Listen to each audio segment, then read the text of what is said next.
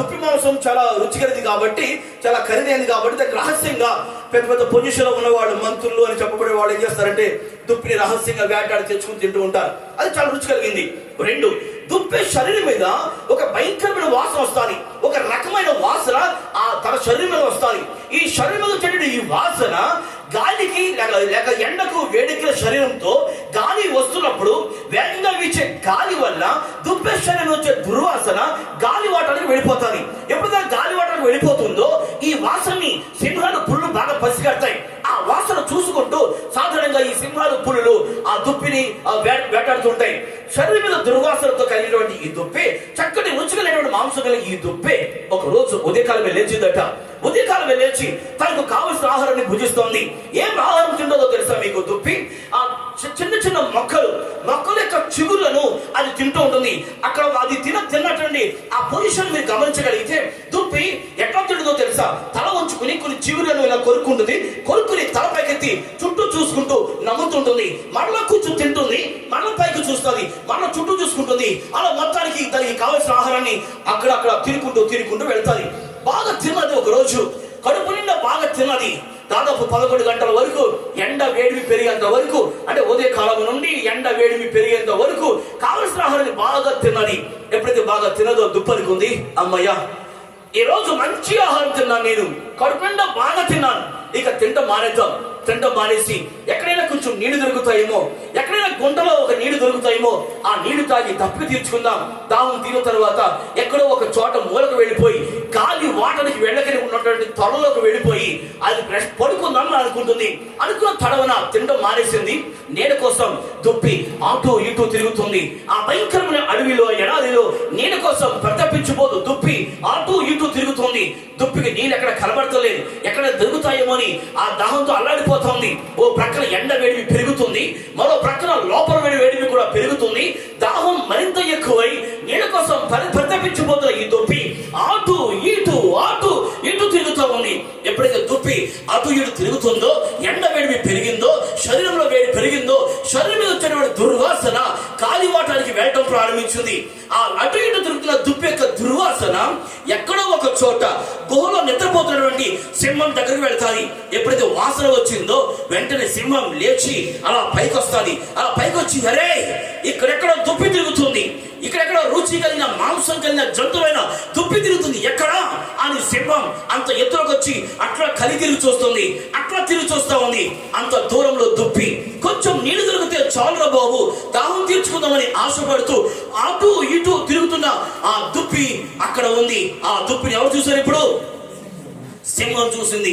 సింహం ఎప్పుడైతే దుప్పిని చూసిందో వెంటనే దాని పొజిషన్ మార్చుకుంది. ఎట్లా మార్చుకుందో తెలుసా? నెమ్మదిగా దుప్పిని చూస్తూ తన శరీరం అంతా నేలకు ఆంచి తోక నెమ్మదిగా ఊపుకుంటూ నెమ్మదిగా అడుగులు వేస్తుంది.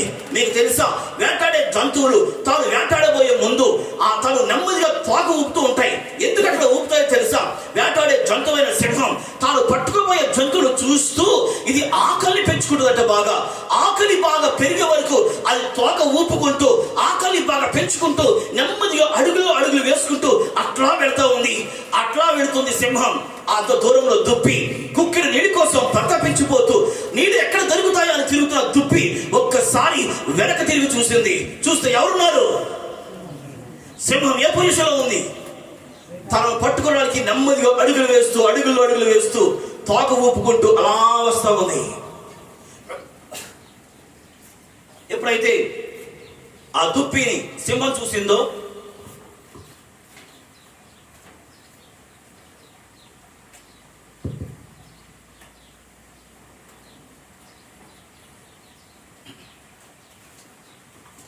అంత దూరంలో దుప్పి సింహాన్ని చూసనుకుంది, అరే నన్ను ఎవరు చూడకూడదో వాడు చూసేస్తాడు, ఎవరి కంట్లో పడకూడదో వాడి కంట్లో పడిపోయాను నేను. ఏంటి రోజులు అయిపోయింది, ఇక నీడ కోసం ఆశపడి నీడ కోసం ఇటు తిరుగుతూ ఉంటే నేను సింహానికి తొలగిపోతాను, ఇప్పుడు నా జీవితం క్లోజ్ అనుకున్న దుప్పి ఒక్కసారి ఇట్లా తిరిగి ఉదుక్కున పరిగెత్తడం మొదలెట్టింది. ఎప్పుడైతే దుప్పి అలా ఉదుక్కున పరిగెట్టిందో అప్పటి వరకు నెమ్మదిగా అడుగులు వేసుకొస్తున్న సింహం కాస్త ఏం చేసింది? ఇప్పుడు అది కూడా ఉదుక్కున పరిగెత్తడం మొదలెట్టింది. ఇప్పుడు రెండు హోరగా పరిగెడుతున్నాయి. ముందేమో దుప్పి పెద్ద అంగలు వేసుకుంటూ, అరే నేను సింహం ప్రతి బట్ట కట్టాలి అని పరిగెడుతుంటే వెనుక వచ్చే సింహం ఏం చేస్తుంది చెప్పండి? దాన్ని ఎలాగైనా పట్టుకోవాలని చెప్పి వేగంగా పరిగెడుతుంది. ఒక్కసారి ఆ ఫోటో మీ కళ్ళ ముందు తెచ్చుకోండి. ఒకసారి వచ్చేసింది ఆ పిక్చర్, వచ్చేది. ఆ ఫోటోలో ఎవరి ముందు కనబడుతున్నారు? ఆ ఫోటోలో ఎవరున్నారు? ఎవరెవరున్నారు? దుప్పి సింహం. దుప్పి ఎలాగుంది? వేగంగా పరిగెడుతుంది. వెనక సింహాలు పరిగెడుతుంది. ఇప్పుడు రెండింటి మనసులో ఏ ఆశ ఉంది చెప్పండి? ఇప్పుడు ఒకళ్ళేమో బ్రతకాలన్న ఆశ, మరొకరికేమో చంపాలన్న ఆశ. ఇద్దరు మనసులు ఆశలు ఉన్నాయి. ఇప్పుడు నేను ప్రతి బట్ట కట్టాలన్న ఆశతో దుప్పి పరిగెడుతుంటే దాన్ని ఎలాగైనా చంపాలన్న ఆశతో సింహం పరిగెడుతున్నా ఈ హోరహోరు పందెంలో, ఈ హోరహోరు పరుగులో దుప్పి అనుకుంటుంది, అన్నరే నన్ను తరుముతున్న సింహపు నాటు నుంచి తప్పించబడాలని ఏం చేయాలి? ఇప్పుడు ఏం చేస్తే నేను తప్పించబడతాను? ఏం చేస్తే నా జీవితంలో నేను ఇప్పుడు మరో ప్రతి బట్ట కట్టగలను? ఏం చెయ్యాలి ఇప్పుడు అని పరిగెడుతుంటే సింహం ఏమో వేగంగా వేగంగా పరిగెడుతుంది. ఈ వేగంగా పరిగెట్టే ఈ హోరహోరు ఈ పరుగులో దుప్పనుకుంది, నన్ను తరుముతున్న సింహపు నోట నుంచి నేను తప్పించబడాలంటే ఏ మార్గాలు ఉన్నాయా? ఏం చెయ్యాలా? ఏ నిర్ణయాలు తీసుకోవాలా? ఇప్పుడు ఏ డిసిషన్ మేక్ తీసుకోవాలి? ఏ నిర్ణయం తీసుకుంటే బ్రతుకుతాను? ఏ నిర్ణయం తీసుకుంటే నేను దాన్ని దొరికిపోతాను? ఏం డిసిషన్ మేకింగ్ తీసుకోవాలి ఇప్పుడు? నా జీవితం యొక్క నిర్ణయంలో ఏ నిర్ణయం తీసుకోవాలి ఇప్పుడు? ఏ స్టెప్ తీసుకుంటే నా జీవితం బాగుపడుతుంది? ఏ స్టెప్ తీసుకుంటే నా జీవితం నాశనం అయిపోతుంది అన్న భయంకరమైన సందిగ్ధమైనటువంటి ఆ హోరాహోరు పరుగులో దుప్పరికి ఉంది. సింహం నా దగ్గరకు రాకుండా ఉండాలంటే, సింహం దేన్ని చూసి భయపడతాదో, సింహం ఎక్కడికి రాదో నేను అక్కడికి వెళ్ళాలి. ఇప్పుడు అనుకుంది, అనుకుంటుంది, పరిగెడతా ఉంది, అనుకుంటుంది, వేగంగా పరిగెడుతుంది. దుప్పికి ఒక ఆలోచన వచ్చింది. ఏంటో తెలుసా? నన్ను తరుముతున్న సింహము నా దగ్గరకు రాకుండా, నన్ను చంపకుండా ఉండాలంటే సింహానికి ఏమంటే భయం అని చూస్తుంటే దుప్పికి ఏం కూర్చుంటుంది తెలుసా? సింహానికి నీళ్ళంటే భయం, సింహానికి నీటి వాగులంటే భయం, సింహానికి నీటి కాలువలంటే భయం. మీకు తెలుసో తెలీదో, మీలో చాలా మంది జూ పార్క్ లో సింహాన్ని చూసారా? జూ పార్క్ లో సింహాన్ని చూసినప్పుడు ఆ సింహాలు ఉండే ప్రాంతం చుట్టూ ఏం కడతారు? నీటి కాలువని కడతారు, నీటి నిలబెడతారు. నీటి కాలువల సింహం ఎక్కడ దాకా వస్తుంది? అక్కడ ఎవరు కనపడతారు దాంట్లో? అప్పుడు ఏం చేస్తుంది మనకు తెలుసు కథ, టైం లేదు. సింహానికి నీటి వాగులంటే భయం, సింహానికి నీటి కాలువలంటే భయం. దుప్పనుకుంది, ఎస్, నన్ను తరుముతున్న సింహము నా దగ్గరకు రాకుండా ఉండాలంటే, నన్ను తరుముతున్న సింహము నన్ను ముట్టకుండా ఉండాలంటే ఇప్పుడు నాకు కావాలి నీటి వాగులు. ఈ భయంకరమైన అడవిలో ఎక్కడ నీటి వాగులు దొరుకుతాయా?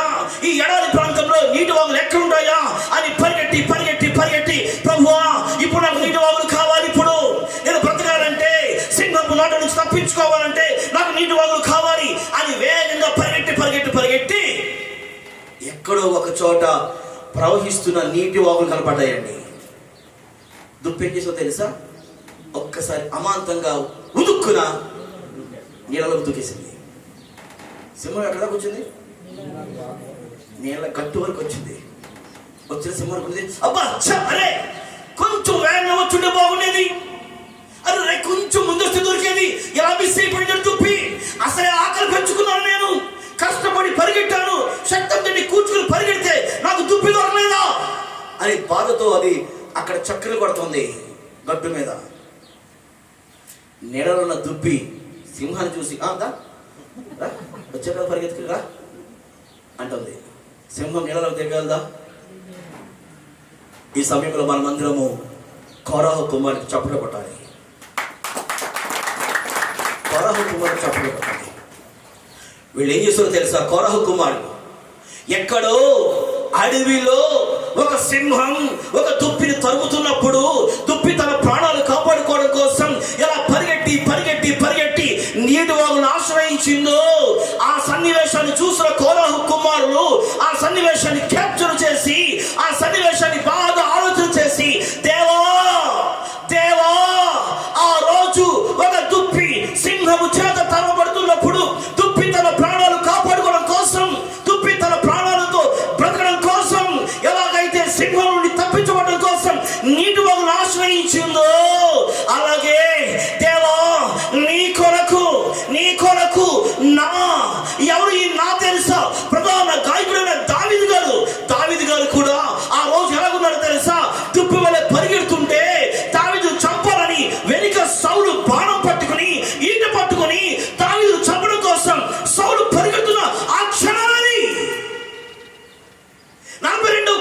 వచ్చినప్పుడు కోరహు కుమారులు పొజిషన్ ఎట్లా ఉందో తెలుసా? దావీదు వెనుక ఎవరు? ఇప్పుడు సౌలు ఉన్నాడు. సౌలు దావీదుని చంపాలని, దావీదుని హతమార్చాలని సౌలు దావీదు తరుముతుంటే దావీదు పారిపోతున్నాడు. పారిపోతున్న దావీదుని చూసి, దేవా, ఆ రోజు దుప్పిని సింహం తరుముతున్నప్పుడు దుప్పి ఎలా పారిపోయి నీటి వాగును ఆశ్రయించి బ్రతికిందో, ఈ రోజు మా రాజైన దావీదు గారు కూడా తరబడుతున్నాడు నాయనా, పరిగెడుతున్నాడు. ఆ తరబడుతున్నటువంటి మా దావీదు గారికి నీవే నీటి వాగులు, నీవే నీటి వాగులు. మొదటి లైన్ లో దుప్పి వెనక ఎవరున్నారు? ఇప్పుడు సింహం. రెండవ లైన్ లో దావీదు వెనక ఎవరున్నారు? సౌలు ఉన్నాడు. సౌలు దావీదుని చంపాలని చూస్తా ఉన్నాడు. కోరహు కుమారులు ఈ దావీదుని సౌలు చూస్తుంటే ఎవరు గుర్తుకొచ్చారు? ఎవరు గుర్తుకొచ్చారు కోరహు కుమారులకి? అడవిలో దుప్పి వెనుక సింహం గుర్తుకొచ్చింది. వాళ్ళిద్దరు హోరహోరు పరుగు. దుప్పి వెనుక సింహం ఎలా పరిగెడుతుందో ఇప్పుడు దావీదు గారు వెనుక సౌలు గారు పరిగెడుతున్నారు. ఇలాంటి సమయంలో కోరహు కుమారులు దాన్ని చూసి, దేవా, ఇలా తరబడుతున్న మా దావీదు గారికి నీవేనైనా నీటి వాగులు. నీ కొరకే ఆశ పెట్టుకున్నాడు, నీ కొరకే నీ మీద ఆశ పెట్టుకుని పరిగెడుతున్నాడు, నువ్వు అతను కాపాడు. ఈ మధ్య కాల సమయంలో ఈ మాటలు వచ్చిన సహోదరి సహోదరుడా, మొదటి లైన్ లో దుప్పి వెనుక సింహం ఉన్నట్లుగానే, రెండవ లైన్ లో దావీదు వెనుక సౌలు ఉన్నట్లుగానే, ఈ రోజు మూడవది ఎవరో తెలుసా? ఈ రోజు ఇక్కడ నీవు నేను వాక్యం ఇచ్చిన మన వెనుక ఎవరున్నారో తెలుసా? అపవాది గర్జించు సింహం వలె ఎవరు మృంగుదురా, ఎవరు పట్టుకుందామా, ఎవరు దొరుకుతారా అని తొలుగుతూ ఉన్నాడు. మనం వెనక తిరిగి చూస్తే అపవాది మనం వెంబడిస్తూ ఉన్నాడు. వెనక తిరిగి చూస్తే అపవాది సింహం వలె తరుముతున్నాడు. తరబడుతున్న వారులారా, ఈ రోజు నీవు నేను తరబడుతున్నాం. ఏదో ఒకటి మనం తరుముతోంది, ఏదో ఒక సమస్య తరుముతూ ఉంది, ఏదో ఒక పాపం తరుముతూ ఉంది, ఏదో ఒక చెడ్డ అలవాటు తరుముతూ ఉంది, ఏదో ఒక ఆలోచన తరుముతూ ఉంది. తరబడుతున్న వారులారా, ఈ రోజు ఒక శుభవర్తమానం చెప్పున. తరబడుతున్న నీవు నేను ప్రాణాలతో కాపాడడం కోసం, ప్రాణాలతో బ్రతకడం కోసం ఒక నీటి వాగులు సిద్ధంగా ఉన్నాయి. ఆ నీటి వాగులు ఎవరో కాదు, నజరేయుడైన యేసుక్రీస్తు ప్రభువు వారే. ఆ నీటి వాగులు ఎవరో కాదు, నా యేసుక్రీస్తు ప్రభువు వారే. తలబడుతున్న వారికి నెమ్మది కలుగు చేసి, తలబడుతున్న వారికి విశ్రాంతిని కలుగు చేసి, తలబడుతున్న వారి ప్రాణాలు కాపాడడం కోసం యేసు సిద్ధంగా ఉన్నాడు. ఈ భయంకరమైన పరిస్థితుల్లో మనం తరుగుతున్న అపవాది నుంచి తప్పించబడాలంటే ఈరోజు నీకు తెలుసా ఏది నేను తరుగుతుందో, ఏ భయం నేను తరుగుతుందో, ఏ అపవాది నేను తరుగుతున్నాడో, ఏ కోరికలు నేను తరుగుతున్నాయో, ఏ ఆశలు నేను తరుగుతున్నాయో మనం తరబడుతున్నాం. తరుమబడడం తప్పు కాదు. అపవాది తరుముతున్నాడు, అది తప్పు కాదు. సింహం తరుముతుంది, అది తప్పు కాదు. ఏం తప్పో తెలుసా? మనల్ని కాపాడి బ్రతికించే నీటి వాగులు ఉన్నాయని తెలిసి అక్కడికి వెళ్ళకపోవడమే తప్పు. యేసు అన్న నీటి వాగులు ఆశ్రయించగలవా? యేసుక్రీస్తు ప్రభువారు నీటి వాగుని విశ్రమించగలవా? నీవు నూతన నిబంధన అంతటిలో నీటి వాగుల దానికి నేను మరొక అర్థం ఇస్తున్నాను.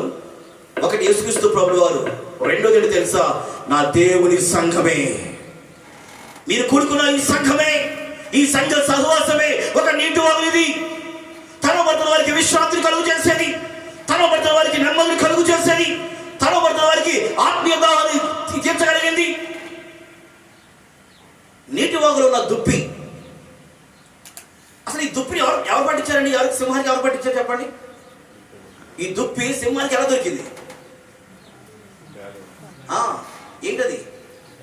తన శరీరంలో వచ్చేటువంటి దుర్వాసన కదా. ఆ వాసన ఎవరు పట్టించింది? మీరు బాగా గుర్తుపెట్టుకోండి. వేటాడే జంతువులు, తాను వేటాడబోయే జంతువులు ఎలా పసిగడతారు? వాసన. మీ ఇంట్లోకి ఎప్పుడైనా పాము వచ్చిందా? పాము ఎందుకు వచ్చింది మీ ఇంట్లోకి? మీరు వండుకున్న బిర్యానీ కోసమా?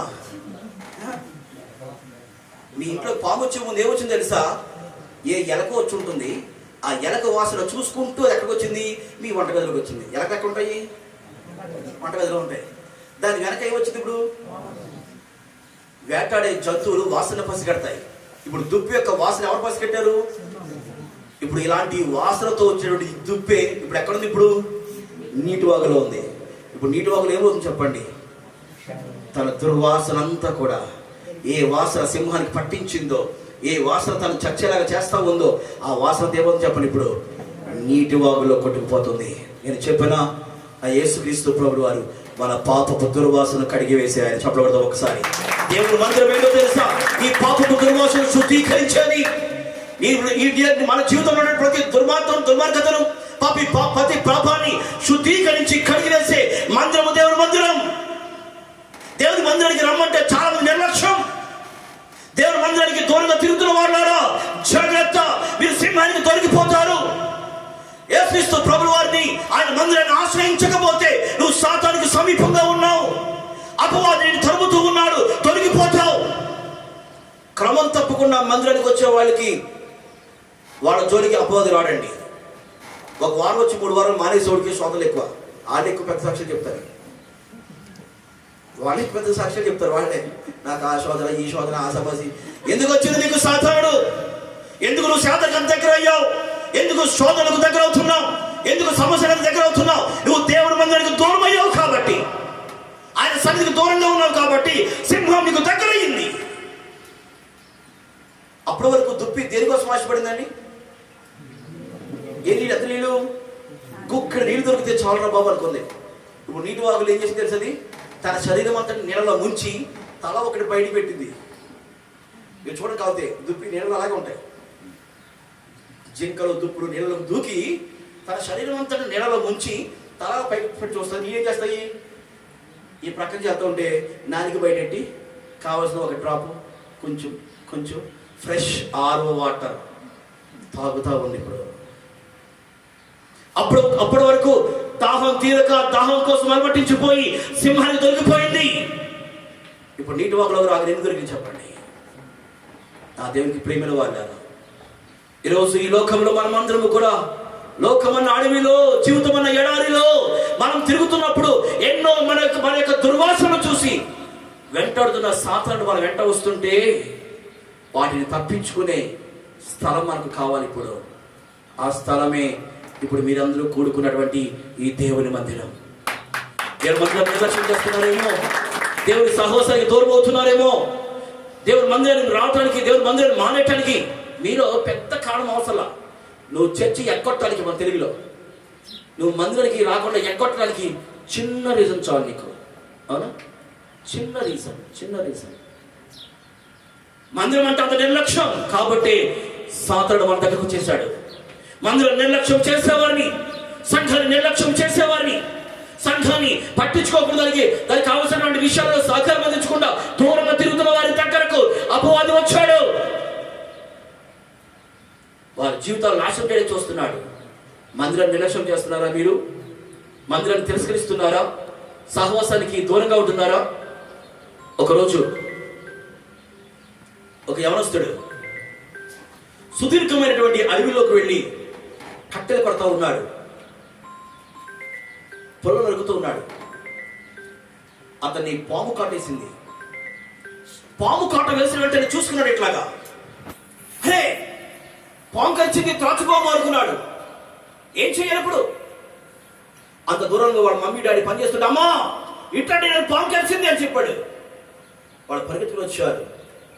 పాము కరిసిన వాడిని నడిపించకూడదు, పరిగెట్టించకూడదు కాబట్టి ఆ తల్లిదండ్రులు ఆ కొడుకుని, ఆ యవనస్తుని ఇలా చేతుల మీద పట్టుకుని చాలా దూరం నడిపించుకుని రోడ్డు మీద తీసుకొచ్చారు.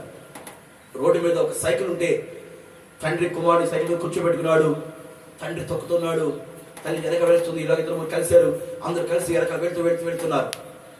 చాలా దూరం వెళ్ళిన తర్వాత ఒక హాస్పిటల్ వచ్చింది. అక్కడ వెళ్ళిన తర్వాత డాక్టర్ గారు చూసామా ఈ బాబుకి పాము కాటేసింది, విషపూరితమైన సర్పం అని, విషం ఎక్కుతూ ఉంది, ప్రమాదకర స్థాయిలో ఉన్నాడు. ఈ బాబుకి ఈ పాము కాటుకి ఇచ్చేటువంటి మందు యాంటీ వీనం అనే ఇంజెక్షన్, ఆ డ్రగ్ మా హాస్పిటల్లో లేదు, అయిపోయింది. పాము కాటుకి ఇచ్చే మందు ఇక్కడ లేదు, మీరు ఆలస్యం చేయకుండా ఇంకొక హాస్పిటల్ తీసుకెళ్ళండి అని చెప్పారట. అప్పటికే సమయం ఇచ్చిపోతుంది. టెన్షన్ పడుతూ మొత్తానికి 2వ హాస్పిటల్కి వెళ్ళారు. డాక్టర్ గారు చూశారు, కళ్ళు చూశారు, నాలుక చూశారు, పల్స్ పట్టుకున్నాడు, హార్ట్ బీట్ చూశాడు.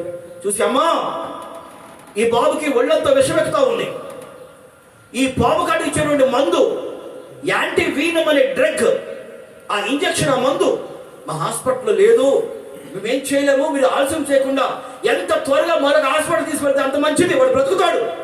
లేదంటే చెప్పలేమని చెప్పారట. అందరిలో టెన్షన్ మొదలైంది.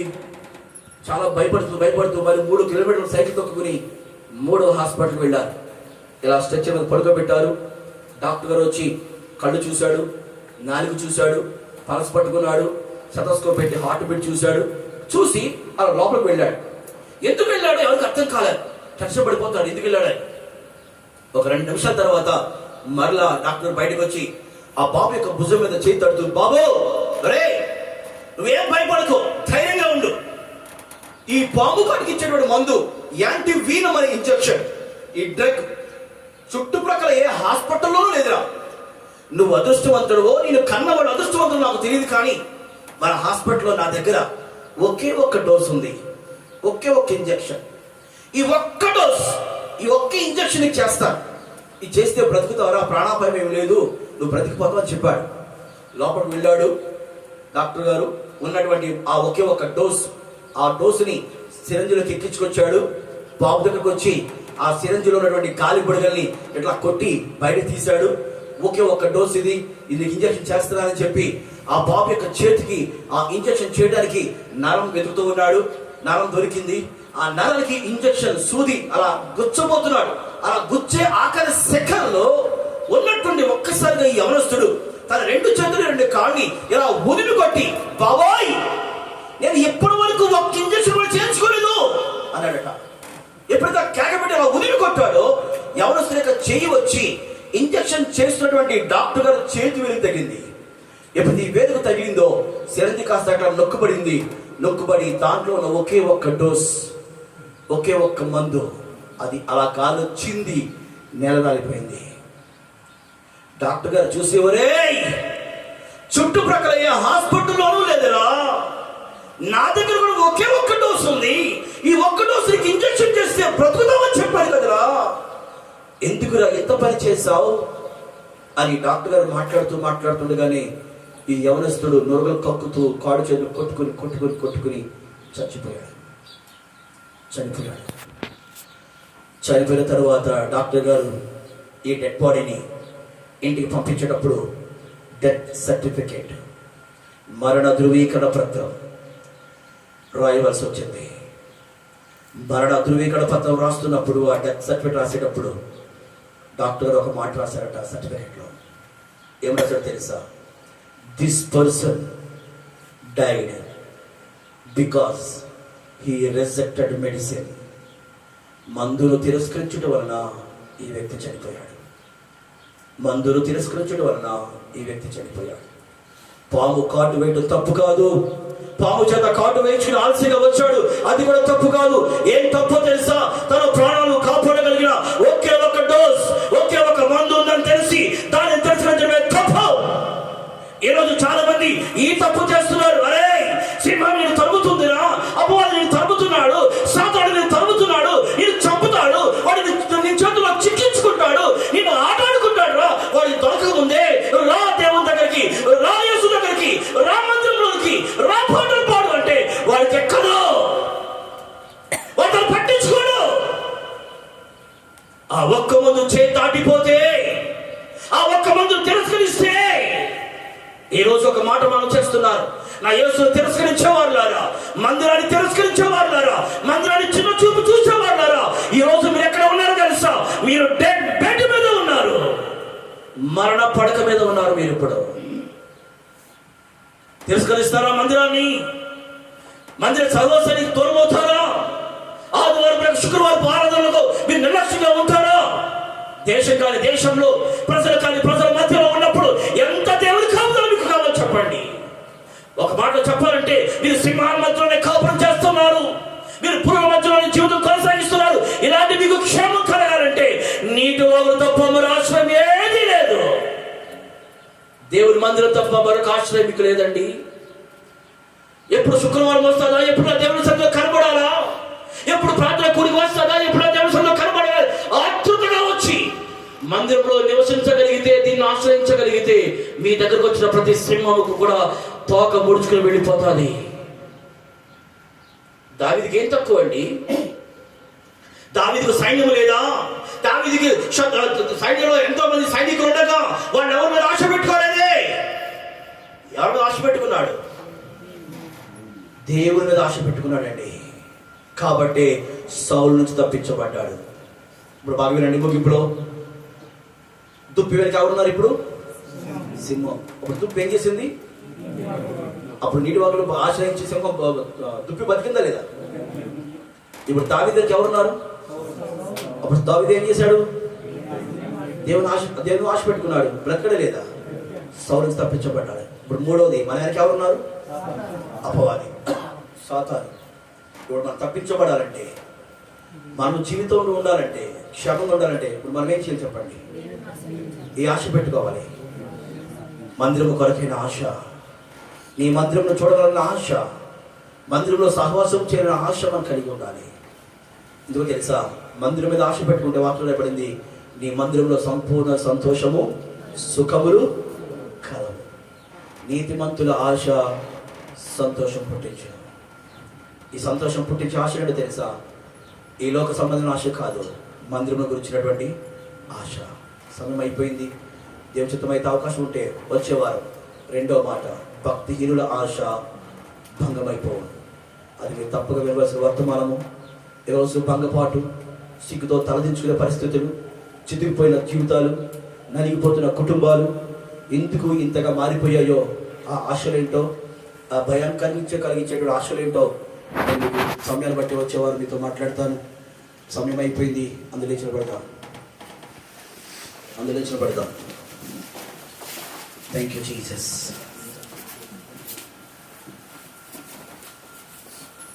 ఒక్క నిమిషం కళ్ళు మూసుకుందాం. నేను మిమ్మల్ని ఎవరిని బలవంతం చేయను. తీర్మానం చేసుకో, ప్రార్థన చేసుకో, దేవుడు ఇలా గడుగు లేదా అలా గడుగు అని చెప్పలేదు. వాక్యం విన్నావు, విచక్షణ జ్ఞానం నీకుంది, నువ్వు మంచి తెలివైన వాడివి, తెలివైన దానివి. నీకున్న తెలివితేటలు సామాన్యమైనవి కాదు. నీ తెలివితేటలు ఉపయోగించి నువ్వు ఏదైనా చేయగలవు. తెలివితేటలు ఉన్నవి కాబట్టి దేశం నుంచి ఇక్కడికి వచ్చారు. మీరు తెలివి తక్కువ ఇక్కడికి రారు, జ్ఞానం లేని వాళ్ళు ఇక్కడికి రారు, తెంగరగా ఉండేవాడు అసలే రారు ఇక్కడికి. మీకు మంచి తెలివితేటలు ఉన్నాయి, దేవుడు మీకు ఇచ్చాడు. దాన్ని బట్టి దేవుని వందనాలు. విన్న వర్తమానాన్ని బట్టి దేవుని దగ్గర ఈ జ్ఞానాన్ని ఉపయోగించి, తెలివితేటలను ఉపయోగించి దేవునితో ఒక మాట మాట్లాడు. ఏ నిర్ణయం తీసుకుంటావు నువ్వే తీసుకో.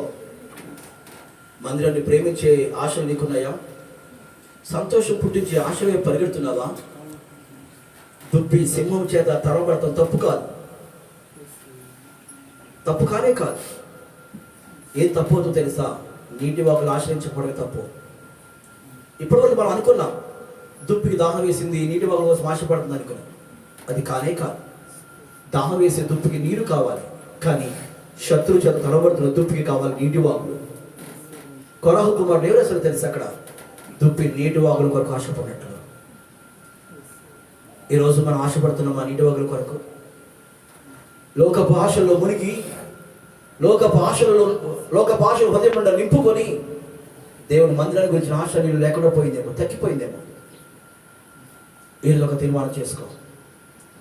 ప్రభువా, నేను ఈ దేశంలో ఉన్నా, ఏ దేశంలో ఉన్నా, ఎక్కడ ఉన్నా నీ మందిరం ఎక్కడుందో అక్కడ వెళ్తాను ప్రభువా. నీ మందిరంతో సహవాసం చేస్తాను.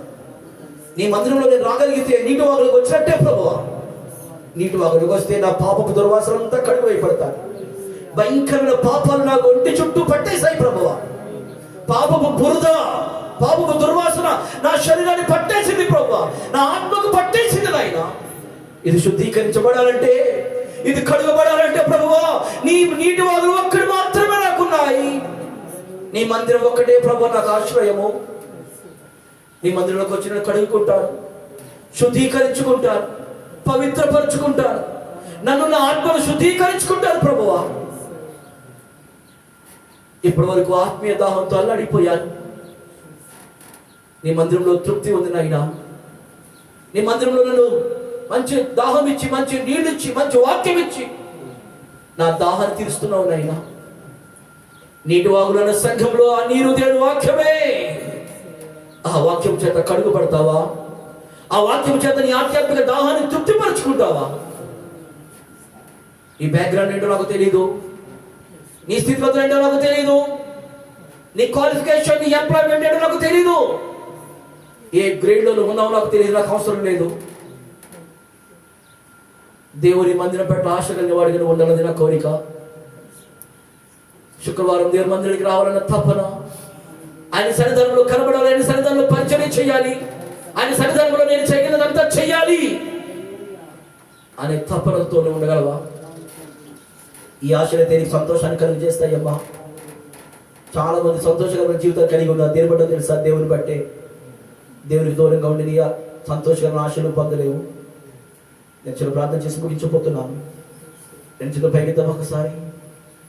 ఏసై దేవుడు రెండు చేతులు పైకిద్దాం ఒకసారి. ప్రభు దగ్గర ఏం మొహమాట పడిన అవసరం లేదు, ఏం సిగ్గుపడిన అవసరం లేదు. దేవుని దగ్గర ఇక్కడ సిగ్గుపడితే అని చోట సిగ్గుపడాల్సిందే. నువ్వు జీవితంలో సిగ్గుపడకుండా ధైర్యంగా నిలబడాలంటే దేవుడు సొంతం చేతులెత్తి నీ జీవితంలో విజయాన్ని చూడు. Thank you Jesus. ప్రేమ కలిగిన మా తండ్రి, నీకు స్తోత్రమునైనా కొద్ది నిమిషాలు ప్రియపడి మధ్య నీ మాటలు ఉంచి ఉన్నా. నీతిమంతుల ఆశ సంతోషం పుట్టించేది మాకు వాక్యం రాయబడింది నాయన. నీటి వాగుల కొరకైన ఆశలు, నీ సన్నిధి కొరకైన ఆశలు, నీ కొరకైన ఆశలు మాకు సంతోషాన్ని కలిగి చేస్తే అర్థమైంది. ఈ భయంకరమైన ఎడారి లోకంలో, ఈ భయంకరమైన అడవులలో ప్రభువా మేము దుప్పి వెళ్ళి తిరుగుతుంటే అపవాది మమ్మల్ని చూశాడు నాయన. సాతాను మమ్మల్ని తరుగుతూ ఉన్నాడు. ఎప్పుడు పట్టుకుందామా, ఎప్పుడు మునిగుదామా, ఎప్పుడు నాశనం చేద్దామా, ఎప్పుడు చితికిపోయేలా చేద్దామా తిరుగుతున్నాడు నాయన. ఈ భయంకర లోకంలో అపవాది కంటపడకుండా ఆశ్రయం కల్పించే నీ నీటి వాగులు ఆశ్రయిస్తున్నాము నాయన. మీరు నీటి వాగులు బట్టి మీకు స్తోత్రాలు. నీటి వాగులో నిలబడి, నీటి వాగులో ఉండి ఆత్మీయ దాహం తీర్చబడి పాపములు శుద్ధీకరించిన కృప ఇచ్చేయండి. ఈ ప్రాంతంలో జరిగిస్తున్న పరిచయం బట్టి మీకు స్తోత్రాలు. మందిరంలో ఉన్న ప్రతి ఒక్కరి బట్టి మీకు స్తోత్రాలు చెల్లిస్తున్నాను. మా బిడ్డలు ఎవరు అపవాదికి తొలగిపోకూడదు అయినా, మా వాళ్ళు ఎవరు సింహానికి దొరకకూడదు ప్రభువా. వాళ్ళు క్షేమంగా నీటి వాగులో ఉండాలి నాయనా. నీటి వాగును ఆశ్రయించుకున్న వారికి దయచేయండి.